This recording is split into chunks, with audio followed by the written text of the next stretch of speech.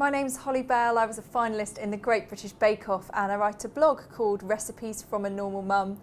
Today in this Keep Calm and Bake episode, I'm going to show you how to make a traditional coffee and walnut cake.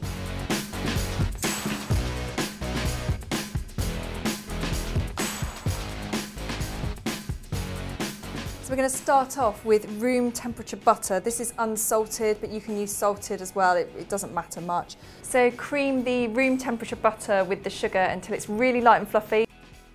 Take your 3 room temperature eggs, give them a little whisk first, and then add them a tiny bit at a time and make sure that you're beating well after each addition. Then you need to add in your coffee, which is cooled slightly. Don't worry if it looks a bit grainy when you add it in, just fold it in gently with a metal spoon. I'm going to add the flour in and I'm going to fold it in. So that involves using a cutting motion with a metal spoon. It's really important to use metal because if you use anything where like a wooden one or a big plastic spoon, it can sort of knock the air out of the cake. And last but not least, add in your walnuts if you want to add them. Some people prefer not to have them in the cake. Okay, so I have got here 2 cake tins that I have greased and lined. Now some people do use scales to make sure that they have exactly the right amount in each tin. I just do a spoon for each and kind of do it by eye. So I don't think it really matters if one is a bit bigger than the other. So, and then just use the same spoon just to level the cakes. It's quite easy to do if you sort of twist the tin as you go.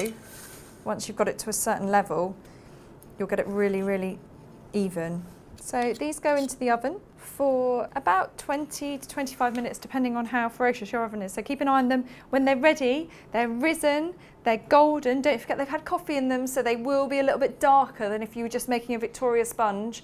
And a toothpick or a skewer or a piece of spaghetti, if you don't have either of those, will come out of the centre of each of the cakes clean. If it's not, put it back into the oven. So the cakes are out the oven, they're out of the tins and they're cooling on a rack. In the meantime, I thought we'd make my 7-minute buttercream. Starting off with some butter, obviously, which is at room temperature, and pop that into the mixer.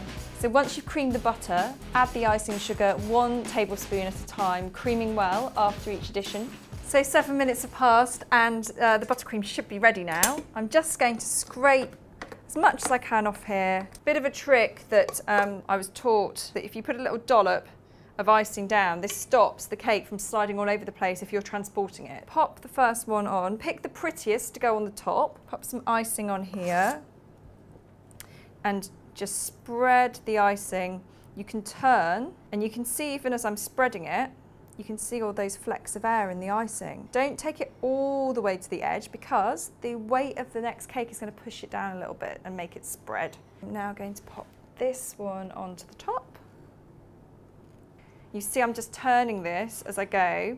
It doesn't need to be perfect. Last thing to do is to decorate it. So I've got some walnut halves here. Now you could crush these and sort of sprinkle them all over the top. And also what's quite good about this is that you can then divide it up really easily. So that's the finished coffee and walnut cake. I'm off to go and have a slice and put the kettle on, and I'll see you next time.